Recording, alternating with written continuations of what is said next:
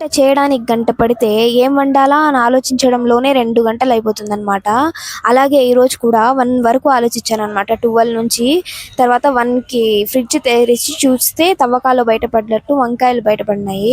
నిన్నే తీసుకొచ్చాను. అప్పుడే మర్చిపోయాను నేను. ఇంకా లేట్ చేయకుండా గుత్తి వంకాయ ప్రాసెస్ అయితే స్టార్ట్ చేసేసానండి. గుత్తి వంకాయ చేసుకోవడం పెద్ద ప్రాసెస్ అనుకుంటాం కానీ చాలా ఈజీ అండి. పల్లీలు ప్యాన్‌లో వేసుకొని కొంచెంసేపు వేయించాలన్నమాట. ఇంకా దింపేయాలి అన్నప్పుడు ధనియాలు, లవంగాలు, జీలకర్ర, నువ్వులు, యాలకులు అన్నీ వేసుకొని డ్రై రోస్ట్ చేసుకోవాలి. డ్రై రోస్ట్ చేసుకున్న తర్వాత మిక్సీ పట్టేసుకోవాలన్నమాట. ఫస్ట్ డ్రై ఇంగ్రీడియంట్స్ అన్నీ మిక్సీ పట్టేసుకొని అందులోనే అల్లం వెల్లుల్లి పేస్ట్, పసుపు, కారం, టొమాటోస్ వేసుకొని పేస్ట్ చేసుకోవాలన్నమాట. ఇంకా దాని తర్వాత వంకాయలు ఉప్పు వేసి నీళ్ళల్లో కట్ చేసుకొని వేసుకోవాలి. ఇంకా వంకాయలు కట్ చేసి ఉంటాం కదా, 4 పార్ట్స్ ఉంటాయి కదా, ఆ మధ్యలో ఆ మసాలా నింపుకోవాలన్నమాట. వీడియోలో చూపించాను కదా అలాగా. తర్వాత ప్యాన్లో ఆయిల్, ఆవాలు, కరివేపాకు, ఆనియన్ వేసుకొని వేపుకోవాలి. మసాలా ఫిల్ చేసిన వంకాయలు వేసుకొని కొంచెంసేపు వేయించాలన్నమాట. ఒక 50% వంకాయలు అలాగే ఉడికించేసుకోవాలి.